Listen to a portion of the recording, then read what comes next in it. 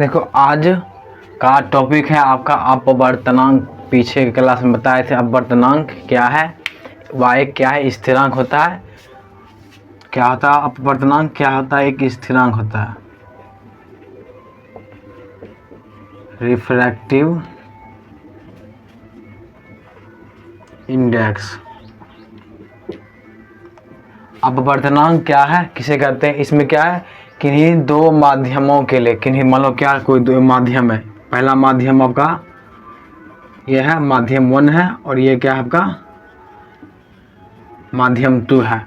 किन्हीं दो माध्यमों के लिए क्या है आपतन कोण की जया, आपतन कोण ऐसे लिखते हैं आपतन कोण की जया और क्या है अपवर्तन कोण की जया के अनुपात क्या होता है, एक अनुपात क्या होता है स्थिरांक होता है, नियतांक होता है, क्या होता है स्थिरांक होता है, नियतांक होता है, स्थिरांक होता है, एक नियतांक होता है जिसे क्या कहते हैं हम अपवर्तनांक कहते हैं। क्या बताएं किन्हीं दो माध्यम के लिए आपतन कोण का जया हो गया और अपवर्तन कोण का जया क्या अनुपात क्या होता है एक स्थिरांक, इसे ही क्या कहते हैं, इसे ही क्या कहते हैं हम लोग अपवर्तनांक कहते हैं, इसे क्या कहते हैं अपवर्तनांक। इसे प्राय किसे म्यू से सूचित करते हैं, नहीं तो न्यू से सूचित करते हैं, किसे इसे क्या करते हैं म्यू या न्यू से सूचित करते हैं, समझ गया।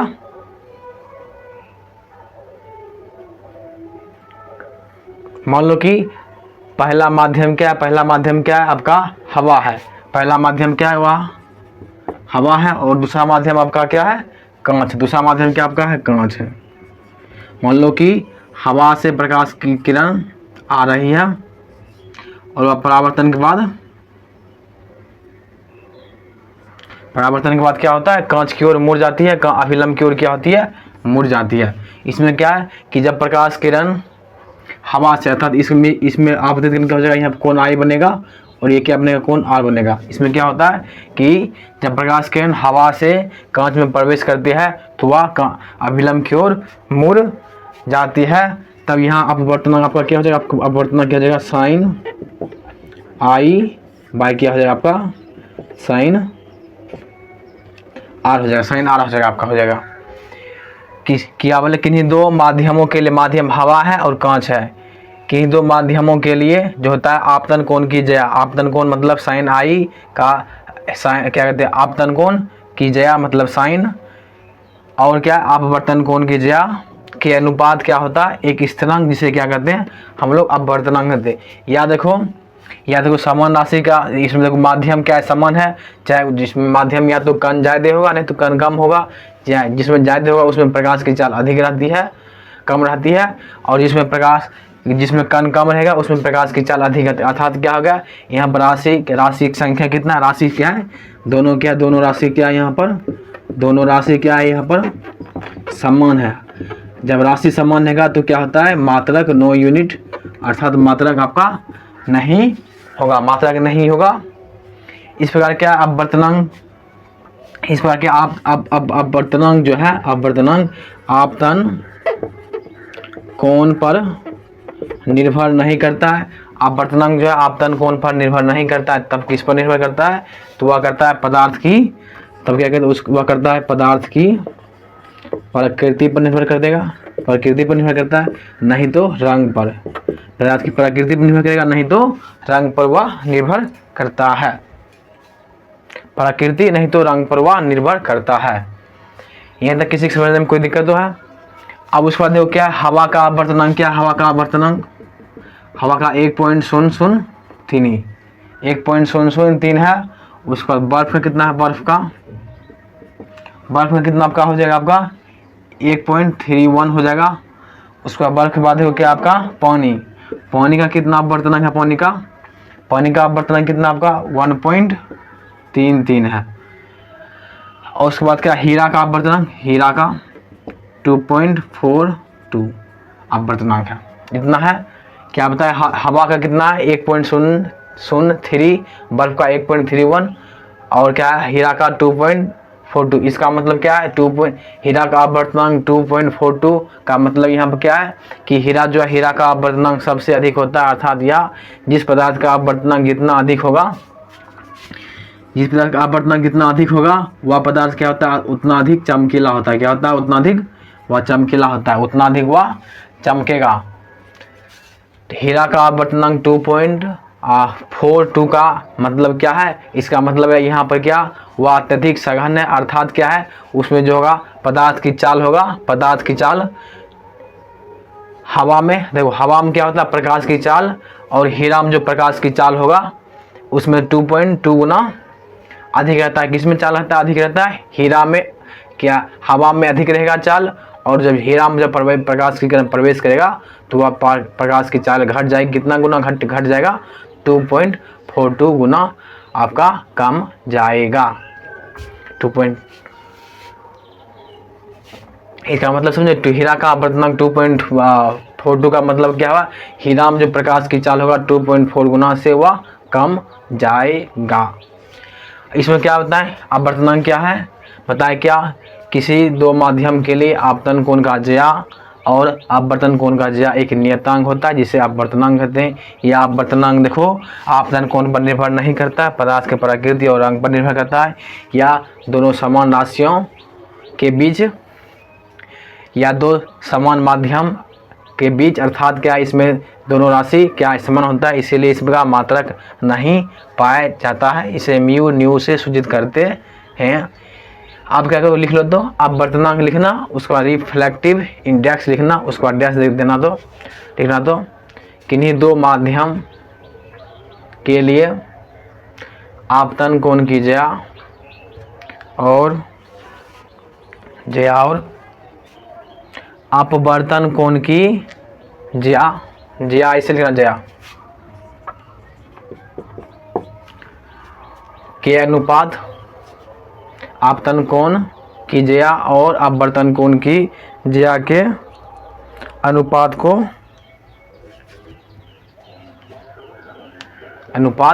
एक नियतांक होता है, एक नियतांक होता है जिसे अपवर्तनांक कहते हैं।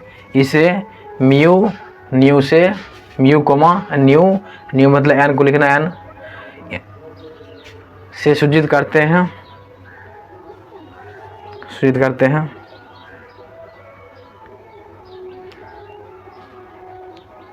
या दो समान राशियों का अनुपात है, इसीलिए इसका मात्रक नहीं होता है। या आपतन कोण पर निर्भर नहीं करता है, जबकि पदार्थ की प्रकृति और प्रकाश के रंग पर निर्भर करता है। उसके बाद इसको इसे लिखना, दो जिस डिब्बा घेरो उसको लिखो, तो म्यू बराबर साइन, उसके बाद लिखना ब्रैकेट में लिखना कोण आई, फिर बंद करना, फिर लिखना बट्टा साइन आई, उसके बाद क्या ब्रैकेट में है कोण आर, उसको बंद करना। इसको इस डिब्बा को लिख लो, डिब्बा को लिख लिए। अब ना तो ई उतार लो, इसको उतार लेना।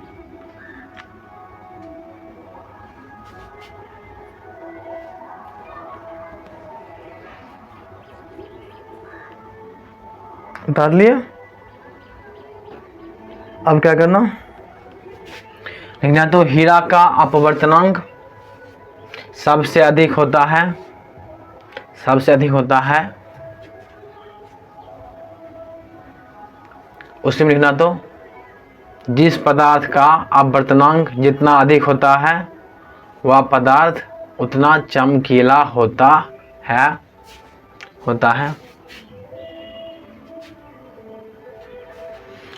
उसका लिखना तो हीरा में प्रकाश की चाल 2.42 गुना कम जाता है। हीरा का 2.42 का यही मतलब है। हीरा का 2.42 का यही मतलब है।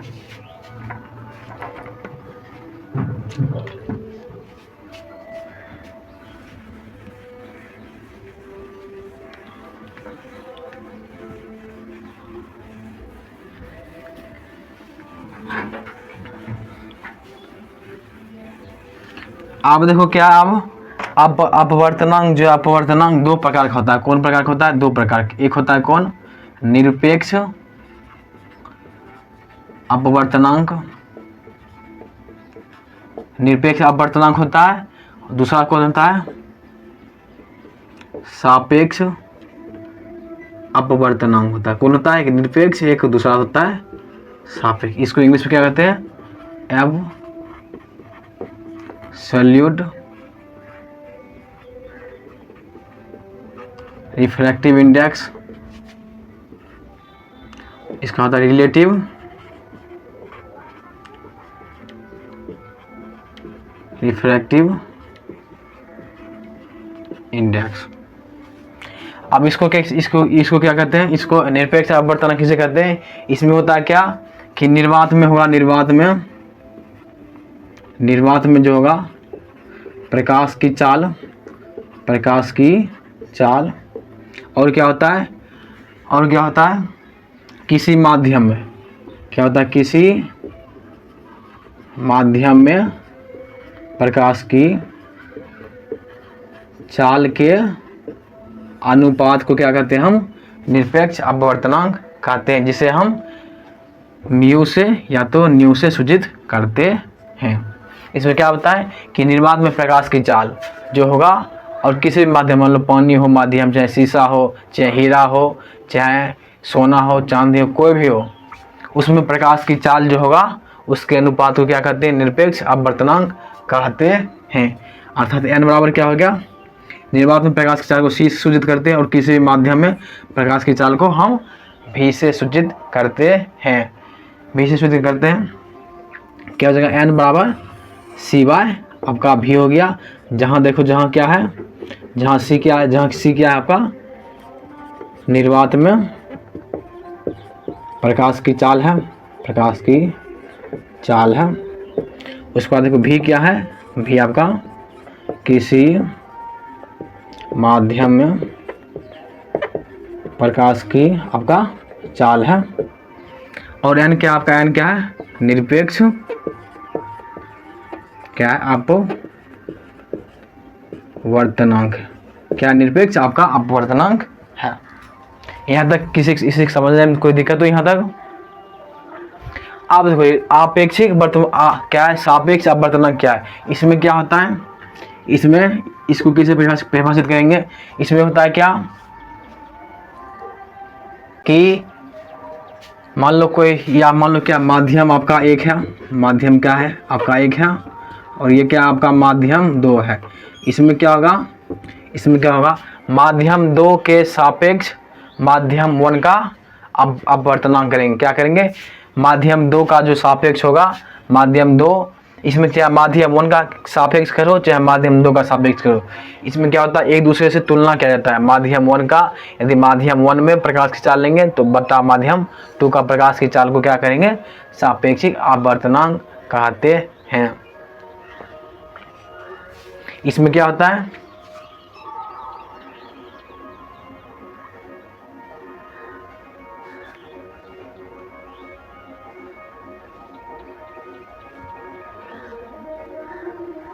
इसमें क्या होता है? सापेक्ष अपवर्तनांक किसे कहते हैं? इसमें होता है क्या? किसी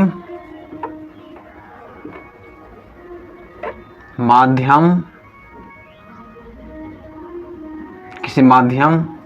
वन के सापेक्ष दूसरे माध्यम का अपवर्तनांक क्या कहलाता है? सापेक्ष अपवर्तनांक।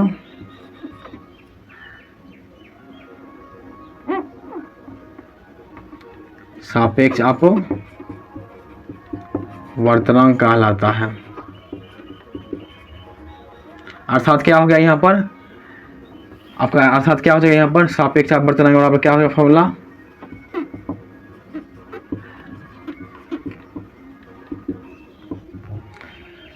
क्या हो जाएगा?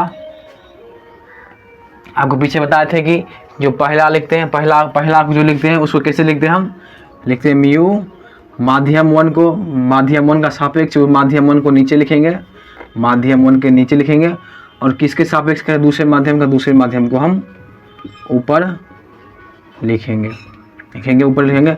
अब इसको देखो बट्टा हम कैसे लिखेंगे, बट्टा हम इसको कैसे लिखेंगे, माध्यम 2 माध्यम 1 के सापेक्ष है, माध्यम 2 का अपवर्तनांक है।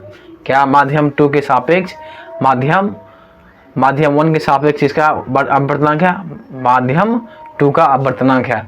इसमें क्या होगा,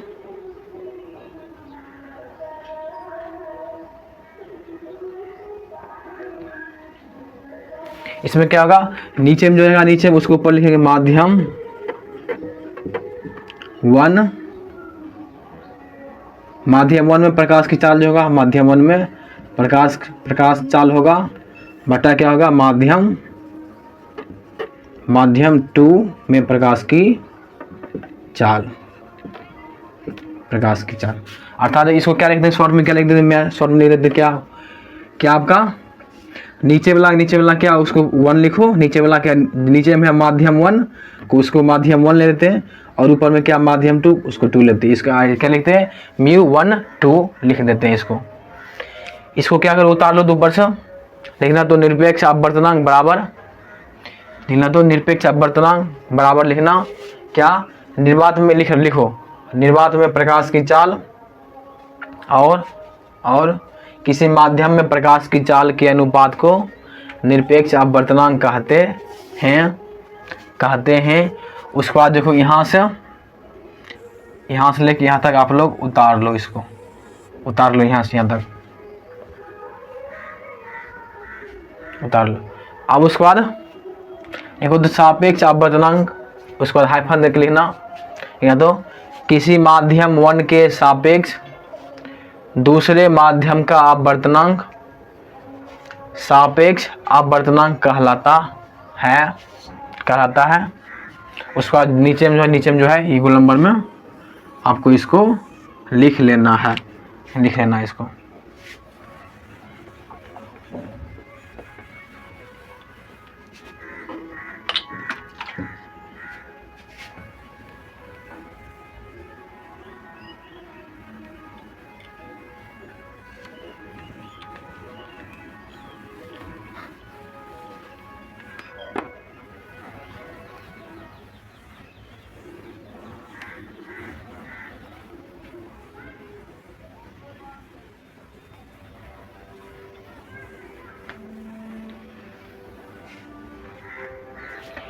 अब क्या करना, अब देखो क्या करते हैं हम,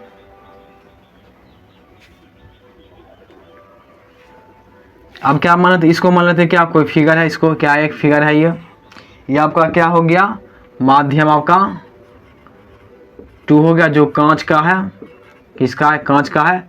ऊपर क्या हो गया आपका माध्यम 1 हो गया जो कि आपका हवा का है। प्रकाश की चाल क्या होता है, यहाँ पर माध्यम 1 पड़ती है अर्थात हवा में पड़ती है, तो वह क्या होगा, हवा में प्रकाश की चाल पड़ती है तो क्या होता है, कांच की मूल पद से विचलित हो जाएगा।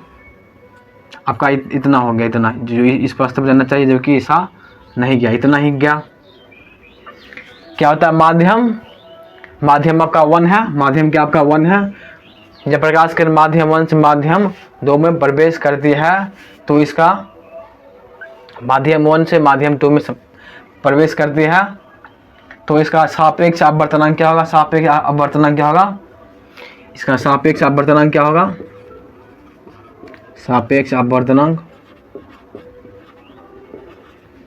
इसको लिख दे क्या, म्यू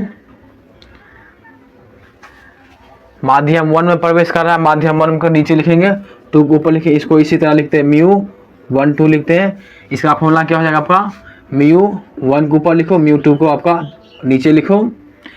म्यू 2 इसको एक तरह और क्या कहते हैं, इसको क्या कहते हैं, माध्यम 1 में जो प्रकाश की चाल होगा, माध्यम 1 में जो प्रकाश की चाल होगा, मान लो माध्यम 1 में प्रकाश की चाल क्या है आपका V1 है, और क्या है माध्यम 2 में प्रकाश का चाल कितना आपका V2 है। क्या है, माध्यम 1 में प्रकाश का चाल V1 है और माध्यम 2 में प्रकाश का चाल क्या है आपका V2 है।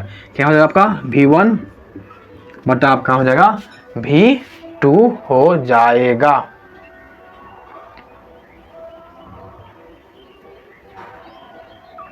हो गया, एक फॉर्मूला ये है। नहीं तो इसको क्या करते हैं, सापेक्ष आवर्तनों के n से भी सूचित करते हैं। हो जाएगा 1 2 हो जाएगा, n बराबर 1 2, जिसको होगा n1 बाय n2 अर्थात हो जाएगा V1 बाय आपका V2। ये भी आप लिख सकते हैं। इन दोनों को समीकरण 1 मान लो, समीकरण 1 मान लेते हैं। अब क्या करते हैं यहाँ पर, अब क्या करते हैं,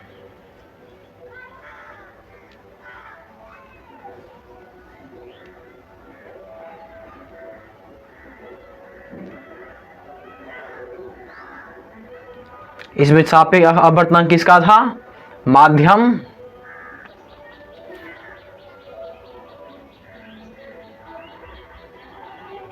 तो 1 का सापेक्ष क्या है 2 था, 1 का सापेक्ष क्या था, माध्यम 1 का सापेक्ष कौन था 2 था। इसमें क्या था,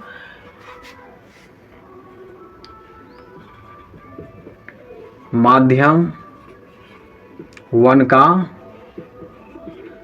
सापेक्ष कौन था, माध्यम 2 था। अब इसी प्रकार को क्या है 2 1 लेते हैं, 2 1 लेते हैं क्या होता है, माध्यम 2 का सापेक्ष कौन है, माध्यम आपका यहाँ पर क्या है 1 है। क्या है, माध्यम 1 है। इस प्रकार को क्या है, क्या हो जाएगा आपका μ2 1 है। तो क्या होगा, नीचे वाला को क्या लिखते हैं, नीचे वाला को क्या, इसको इस तरह भी लिख सकते हैं, म्यू क्या 2 1 लिख सकते हैं। नीचे वाला पहले लिखेंगे और जो ऊपर वाला है उसको बाद में लिखेंगे, या इसको क्या लिख सकते हैं μ2 बाय μ1 लिखते हैं। और आपको बताए थे μ2 अर्थात क्या होगा, कांच वाला ले माध्यम 2 का जो है, माध्यम 2 में प्रकाश का चाल क्या है आपका V2 बाय क्या आपका V1 है। इसी तरह इसको भी लिख सकते हैं क्या n21 क्या हो जाएगा आपका n21 बराबर क्या हो जाएगा आपका n2 बाय n1 बराबर क्या हो जाएगा आपका V2 बाय V1 हो जाएगा। इसको मान लो क्या समीकरण 2 मान लो। समीकरण 1 और समीकरण 2 को क्या करते हैं हम, समीकरण 1 और 2 को क्या करते हैं हम गुना करते हैं। समीकरण 1 पहले म्यू ब्लॉक लेते हैं, उसके बाद फिर लेंगे हम इसको लेंगे n ब्लॉक लेंगे, उसके बाद फिर u ब्लॉक लेते हैं। क्या पर ऐसे 1 2 को गुना करेंगे 2 1 से, समीकरण 1 को इससे गुना किए, इससे गुना किए तो क्या हो जाएगा आपका, समीकरण 1 में क्या है V1 बाय V2 गुना करेंगे क्या है का V2 बाय V1 है। V2 कट गया 1 1 करके क्या हो गया आपका 1 आ गया। इसी प्रकार क्या आपका, इसी प्रकार n21 गुना n12 गुना n21 बराबर क्या हो जाएगा आपका V1 बाय V2 गुना V2 बाय V1 बराबर काट के कितना आ जाएगा आपका 1 आ गया।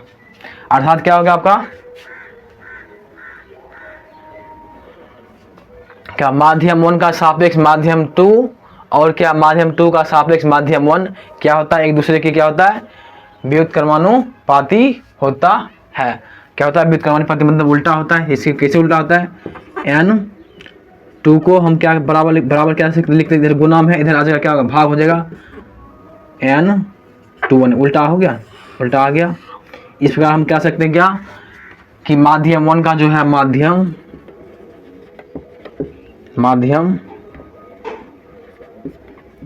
1 का सापेक्ष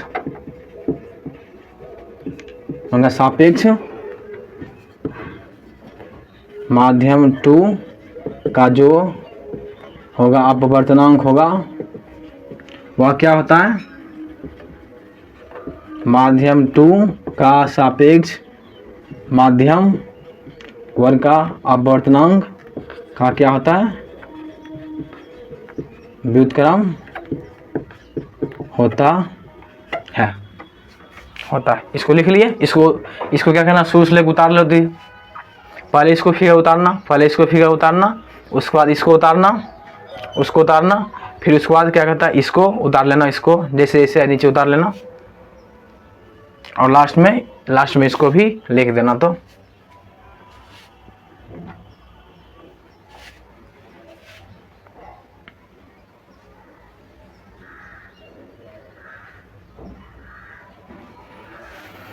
लिख लिए होंगे इसको आप लोग लिख लिए होंगे।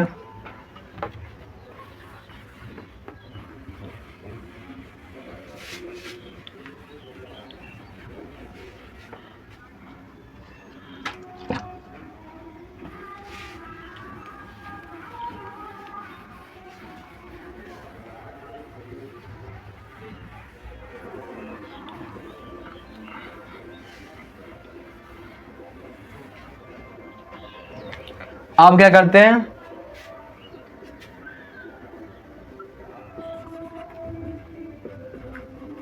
गहराई के संदर्भ में अपवर्तनांक का क्या फॉर्मूला होगा,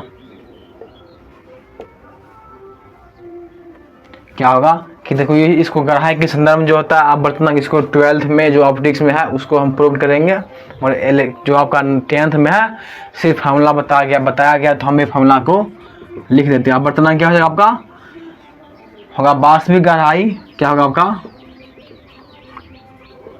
वास्तविक गहराई बटा क्या होगा आपका, आभासी गहराई होगा, क्या होगा, आभासी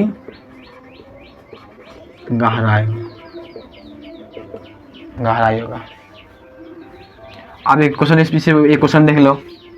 क्वेश्चन क्या है कि 20 सेंटीमीटर क्या आपका गहरा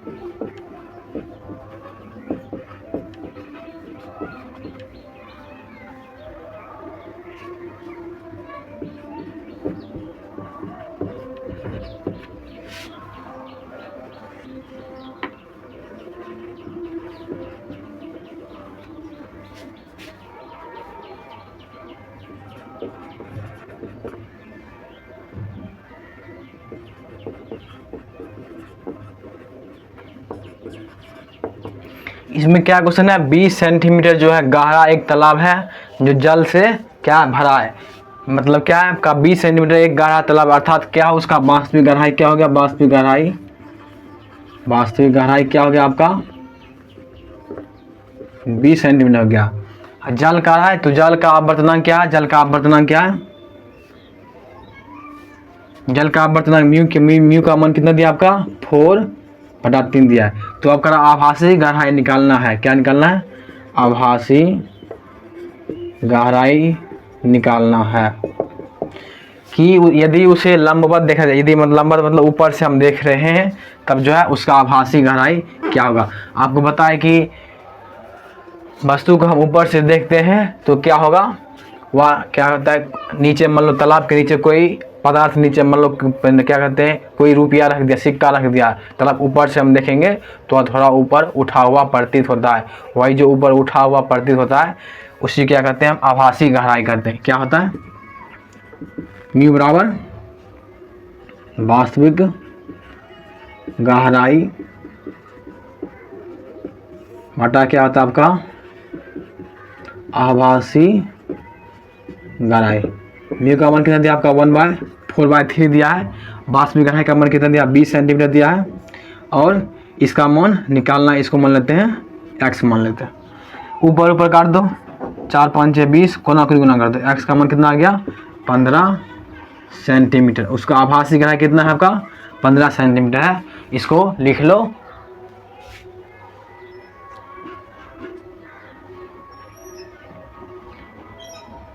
इसको लिख लिए होंगे।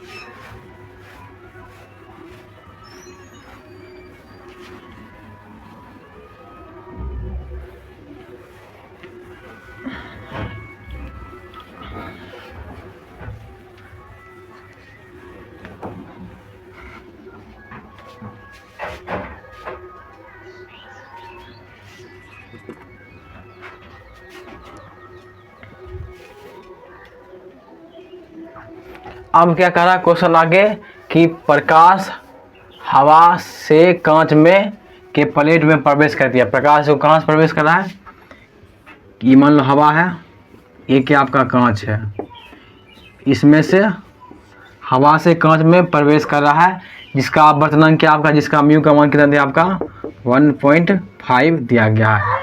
कह रहा है कांच में प्रकाश की चाल, इसमें प्रकाश की चाल हमको पूछ रहा है। और हवा में क्या होता है, हवा में प्रकाश की चाल को किससे सूचित करते हैं, सी से सूचित करते हैं। क्या कहते हैं, सी से सूचित करते हैं। हवा मतलब समझ लो निर्वात, निर्वात में प्रकाश की चाल कितना है, हवा में प्रकाश की चाल 3×10⁸ मीटर पर सेकेंड दिया है। क्या दिया है, 3×8×10⁸ मीटर पर सेकेंड दिया। और क्या भी का मान आपको पूछ रहा है, चूँकि क्या होता है एन बराबर सी बा भी होता है। एन का मान कितना दिया है 1.5 दिया है। सी का मान कितना दिया आपका, और भी का मान कितना दिया, भी का मान भी रहने दो, 2 बार में कट जाएगा, कितना हो जाएगा आपका 1.5 गुना क्या होता है 1.5 गुना 2 होगा। 1.5 को हम गुना 2 से करेंगे क्या होगा 3 आ जाएगा, मतलब 3 को आधा करेंगे क्या हो जाएगा 1.5 आ जाएगा। भी का मान कितना आ गया 2×10⁸ मीटर पर सेकेंड आपका हो गया। इसको उतार लो, इसको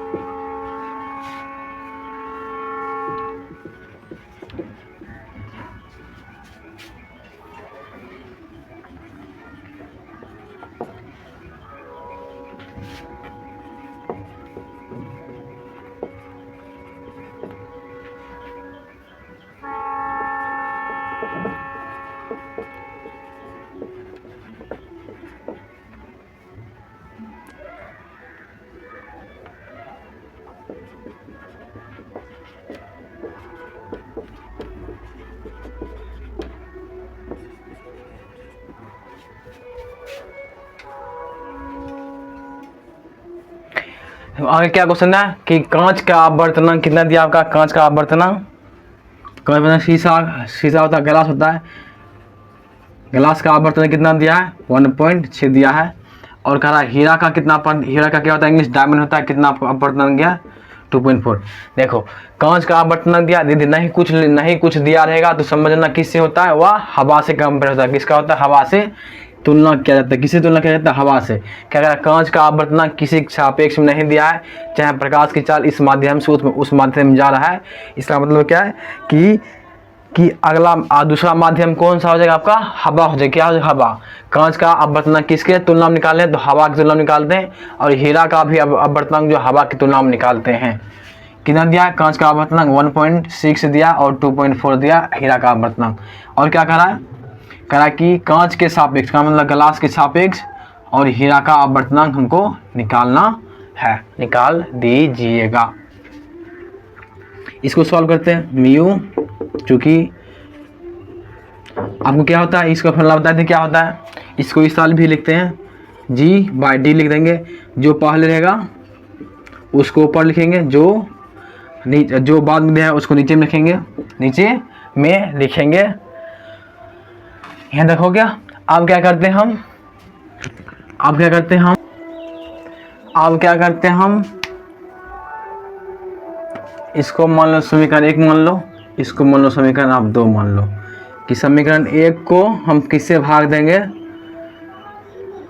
तो हम समीकरण 2 से भाग देते हैं। दो तो क्या होता है ए बाय म्यू जी भागा ए बाय म्यू डी। इसको बताते हैं कि कैसे लिखते हैं, म्यू जी ए, इधर होगा क्या म्यू डी ए। लिखो तो क्या होता है इसको, mu ji by mu A mu D by mu. हर को हर से काट दो, हर को हर से बचा क्या आपका mu ji by mu d. और क्या mu ji by mu d किसका मान है आपका, इसका मान है, इसका मान है कि नहीं, mu ji by mu d किसका मान है, म्यू डी बाय जी इसका मान है। और देखो भाग किए क्या आ गया अंतिम में। अब उसके बाद क्या है, mu a g by mu g d का क्या मान दिया है आपका, म्यू में क्या कहते हैं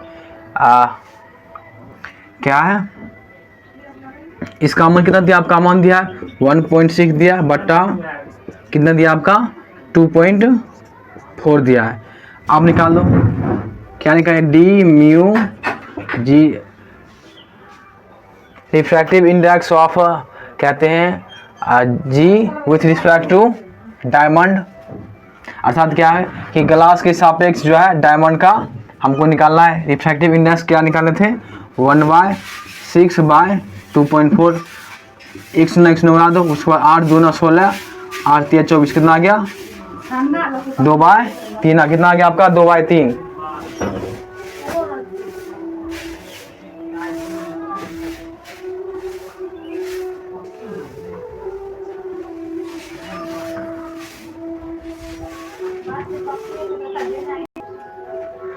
कितना आ गया आंसर आपका 2/3 आ गया आंसर आ गया।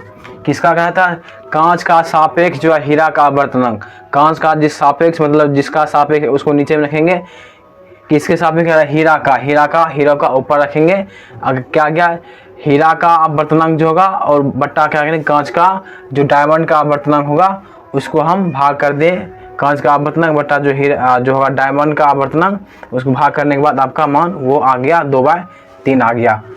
इसको क्या करना, इसको सॉल्व कर लेना। तो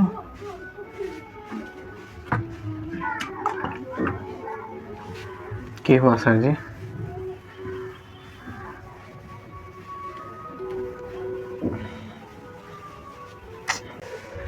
अब क्या अगला प्रश्न सॉल्व करते हैं। क्या अगला प्रश्न कि प्रकाश हवा से हीरा में प्रवेश करती है, किस में करते हैं प्रवेश, हवा से हीरा। मान लो ये प्रकाश है, ये मान लो क्या हीरा है, प्रकाश जो हवा है हवा ऊपर है, हवा से किस में प्रवेश कर रही है, हीरा में प्रवेश कर रही है। तो जिसका आवर्तनांक कितना आपका, हीरा का आवर्तनांक कितना है 2.42। और कह रहा है हीरा में प्रकाश की चाल, हीरा में प्रकाश की चाल अर्थात क्या निकालना है, v निकालना है। और हवा में प्रकाश की चाल क्या दिया आपका, इतना दिया है 3 × 10⁸ मीटर पर सेकेंड। आपको जानता फॉर्मूला क्या होता है, म्यू बराबर c/v होता है।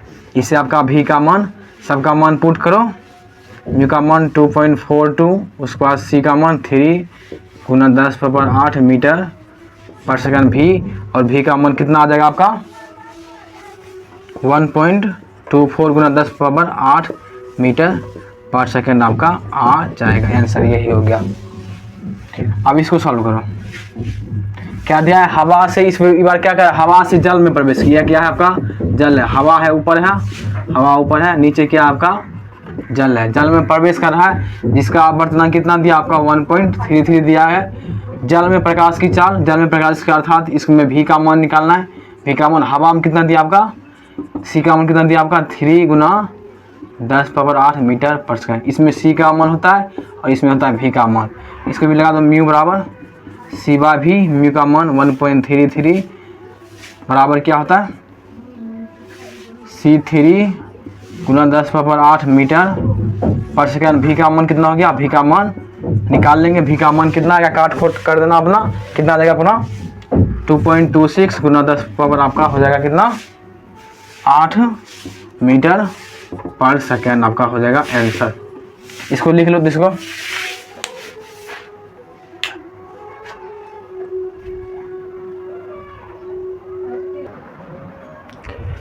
आगे क्या दिया आपका, एक प्रकाश पुंज जो है हवा से, क्या मान ला, एक प्रकाश पुंज है आपका, मान लो ये प्रकाश पुंज आपका है, ये जो है हवा से कि माध्यम x में क्या करता है, प्रवेश करता है। माध्यम x में वह प्रवेश कर लिया, माध्यम y x है उसमें प्रवेश करता है।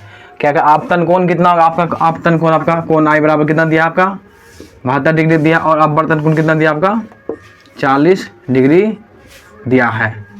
तो माध्यम x का अपवर्तनांक क्या है, माध्यम आपका जो होगा x, म्यू x का अपवर्तनांक क्या होगा आपका, क्या निकलेगा कि जो होगा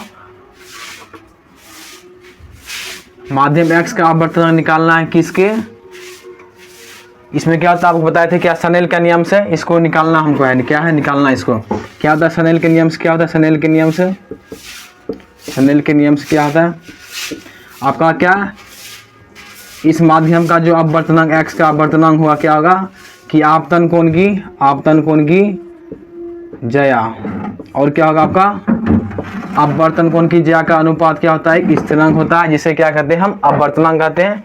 साइन कोण I का मान क्या आपका 72 डिग्री है, उसका साइन और क्या 40 डिग्री दिया है।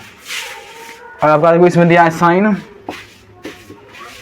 72 का मान क्वेश्चन में दिया आपका कितना दिया है 0.955 दिया है, और आपका देखो साइन 40 डिग्री का मान कितना दिया आपका 0.642, इसका मान रखो क्या हो जाएगा आपका 0.955 है, 955 बटा हो जाएगा 0.642। इसको काटने खोदने के बाद आंसर कितना आ जाएगा आपका, आ जाएगा 1.48 आ जाएगा आंसर। इसको लिख लो। आज क्लास आपका यहीं पर रखते हैं, फिर आगे क्लास में आएंगे जो बताएंगे, क्या हम बताएंगे लेंस क्या है, ताल क्या है, उसके कितने प्रकार होते हैं, फिर आगे लेंस सूत्र फॉर्मूला को प्रूव करेंगे और आपका ये चैप्टर हो जाएगा धीरे धीरे ख़त्म हो जाएगा।